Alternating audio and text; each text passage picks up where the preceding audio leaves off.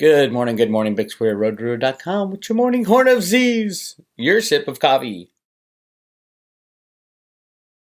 So I've been talking with the Hodl Fuel guys, coffee company that Bitcoin Ben works with, and we're going to have a horn of Z's coffee. It's going to be fun. Don't know when, but soon. I'll let you guys know. I might start selling or giving away mugs again, too. Those mugs are really cool. The Horn of Z's mugs. I don't know. If you guys have been around for a while, you've seen it. But here's what I want to talk about briefly, and then we'll get into something else because there's a new Fed comic book out. Glix is in it. Absolutely. They go to Glix's hometown. I haven't had time to analyze it yet, but it's interesting. And a new character. I got to figure out who it is. But let's talk about what I talked about yesterday, which was that we have bottomed. Now, it wasn't a natural bottom. It was an artificial bottom, just like it was an artificial rise up back in 2017 and an artificial slam down. And here's one of the ways to find out. You know, they say you can't really understand when you bottomed until it's long gone. I wouldn't say it's long gone now, but it's gone. It's been gone for a while, since December 15th of 2018, which is really interesting because the top of the top was December 15th, 2017. Was it all rigged on a computer program from day one? Absolutely, 100%. That's how they do it. Same thing happened with silver in 2011 when a guy named Bill Daley was put as Obama's chief of staff. Bill Daley came from J.P. Morgan when they were losing control of the silver price, and that's what happened 100% the day he got in and the day he left. The day he got in, silver was like $22. The day he left, silver was $22. But in the meantime, it went up to $50 and then got slammed down artificially with computer programs. And voila, there you have your artificial bear market in silver that has lasted 8 years, going on 9 years. You want someone to blame, you can blame Obama and the criminals at the banksters like JP. For Bitcoin, it's no different. And I'm going to show you right here. Here's the chart. So it looks like if we are truly at a bottom, and notice right in here, right in this, that was the blood in the streets slam down from 6,000 down to 3,000. 100% computer programmed, and it was programmed back here in 2017. It's crazy, I know, but that's what you get. When you analyze the past of market rigging, it's real easy to see. It's hard to see why you're going through it, but that's what happened. So we had the run up, the blow off peak right here. And December 15th is the all-time high, 19,000, I think it was $800 for Bitcoin. And then you have exactly to the day 1 year later. And right in here, they knew they were getting into the nitty-gritty. They got to do the final slam. And bang, it happens. So the low is right here. December 15th, 3,250, at least on CoinMarketCap. Now, obviously, every exchange is different, but that close, I think somewhere at 3,000. I don't know if any breached 3,000. But you can see right here that if you're looking for where was the blood in the streets, man? We never had the blood in the streets. That's it right there, from 6,400 to 3,000. 100% computer programmed, probably a year before. And now we climb the wall of worry. So now we've hit the bottom, and it's going to take a while for the technical traders to get their hands around it. In the meantime, JP Morgan and friends and Virtu Financial and all the market riggers are going to make money on the way up by scaring the traders with their computer programs. That's what's happening. And now we are into the move up. Here was the slam down, hitting the low right in here on December 15th. That's the blood in the streets move right there. In retrospect, it's pretty easy to see. And now we're climbing the wall of worry. And we'll continue to do this for a while. Little advancements will be allowed and then slam down, but not for very long. Big money wants in. And look how easy it was to slam it down with very little volume. Well, little comparatively. So they just slam it down with computer programs and voila. And now we're climbing the wall of worry. And this will be going on for at least a year, probably two, until we hit the blow off top once again, which looks something like this right up here. So this was the blow off top. It really got going here in early November to December. But really, I mean, if you look where it really started, right in, I would say right down here. We got excited in July or August, but September was the real big run up. If it's September 11th, probably, knowing these guys, it probably was September 11th that they did it. It's like September 15th. Sunday. So Monday was September 11th.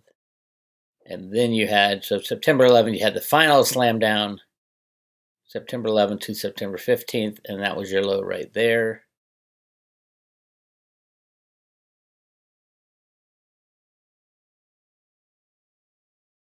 So this is, yep, 3,000 was the low.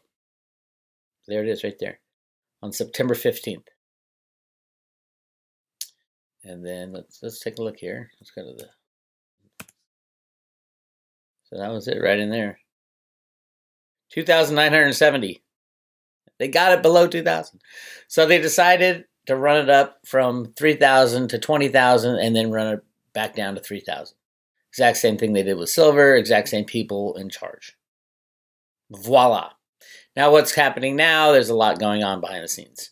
Here's the latest. Crypto exchange Gemini rolls out native wallet support for SegWit. Bitcoin addresses. A lot of people say, what do you mean they aren't on SegWit? Full implementation of SegWit is it's still going on.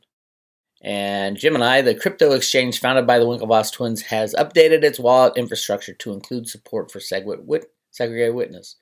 Bitcoin BTC addresses. The news was revealed on Gemini blog post on April 15th. SegWit is a scalability solution for the Bitcoin network. Now, here's my take on it. At some point in the near future, and we're going to need the Lightning Network, that ultra fast, unlimited speed, unlimited capacity type of solution for our monetary system. That's the big thing they've been working on behind the scenes with Litecoin and Bitcoin and the Lightning Network people and the U.S. government and MIT. That is the big plan, the overall plan. So, and you're going to have to fully get on SegWit if you're someone like SegWit, if you're someone like Gemini, and which it says here at the bottom of the post. But let me read this part. Kim Johnson wrote that Gemini did not make this decision lightly, that its choice to use native SegWit addresses was based on block space savings, as well as safety concerns. His arguments in favor of SegWit emphasized that its segregation of digital signatures from the transaction data, Bitcoin transactions weigh around 30 to 40% less, thus taking up less block space on the network and reducing transaction fees. As previously reported, major crypto exchange and wallet service Coinbase and its professional trading platform Global Digital Asset Exchange, GDAX, now known as Coinbase Pro, rolled out SegWit support for Bitcoin transactions in early 2018. Both here's the kicker. Both Coinbase Pro and Gemini have recently included in a newly launched index for 10 cryptocurrency exchanges from crypto analytics firm Messari. The index, dubbed Real 10 Volumes, was evidently created in response to widespread concerns over allegedly rampant fraudulent trading volume reported on unregulated exchanges. So they're getting ready for something big. All the big exchanges, they don't have all the coins, but they're trying to get them. So really interesting time. The Real 10 Volumes, that will be the most likely, if everything doesn't crash, we'll go down to 10 exchanges, which is really good. Also said, the blog post lastly underscores that support will lay groundwork for solutions such as Lightning Network, a second layer solution to Bitcoin scalability limitations, which works by opening payment channels between users that keep the majority of transactions off chain. Remember, a lot of people say, who's using Lightning Network now? Very few people, although it's growing and growing. As a matter of fact, here's the stats. They're currently at almost 8,000 nodes 4,000 with active channels, over 1,074 Bitcoin, or like $5.5 million is currently in these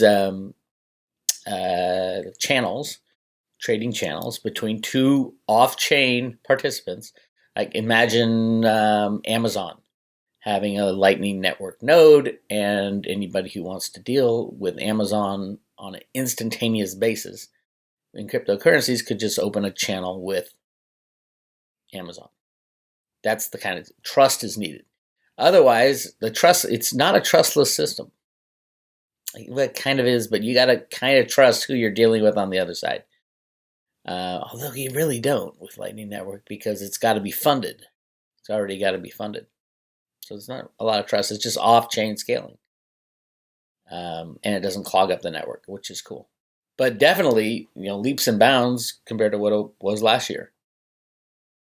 And right now, the average node holds $126. It's like having a debit card. Interesting, huh? Anyway, yes, I think it's great that Gemini is another sign that the exchanges are trying to clean up their act.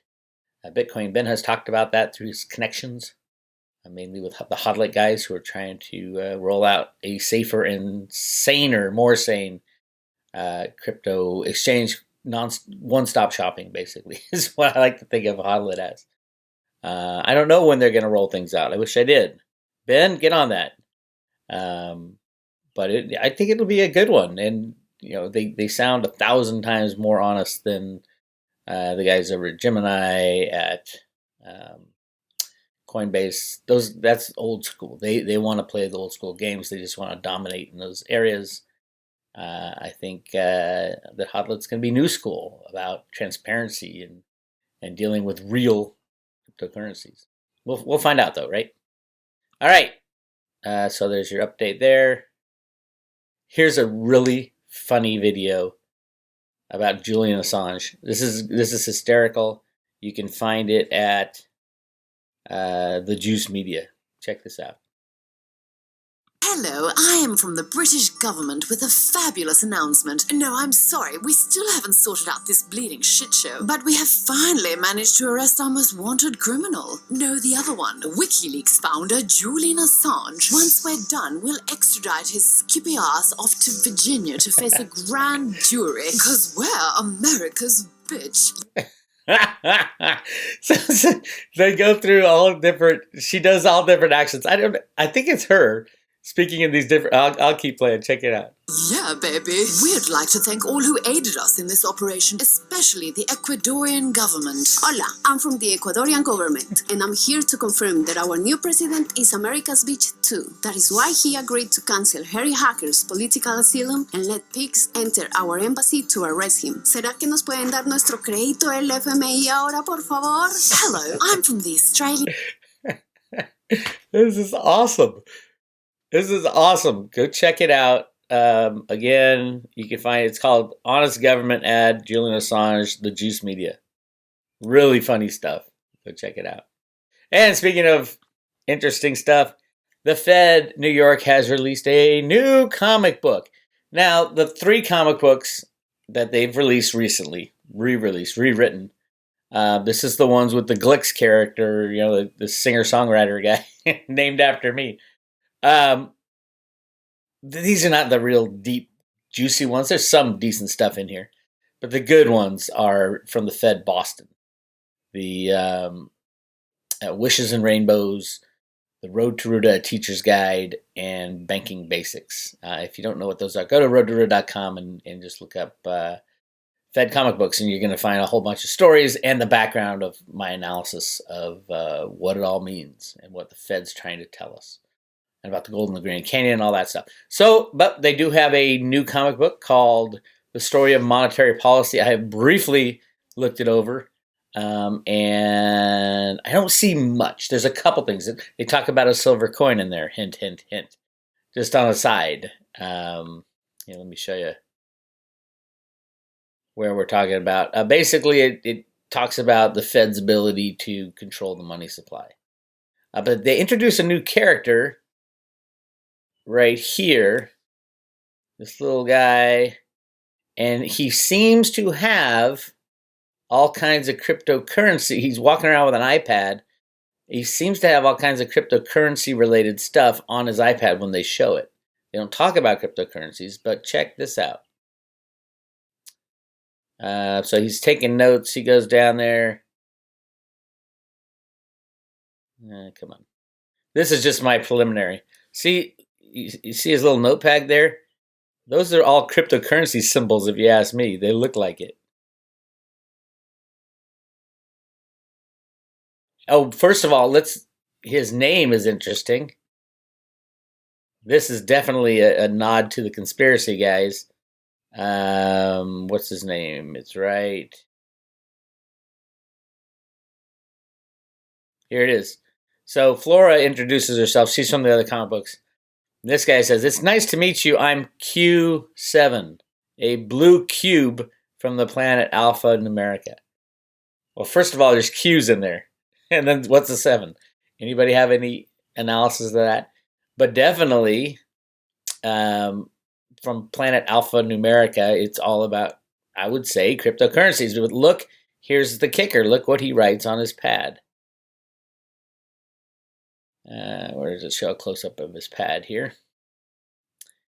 There's some stuff in here, it's hard, like right there. Do you see that? Do this. See what he's writing on his pad? It looks like cryptocurrency signals, or symbols, logos, stuff like that. And he is Q7.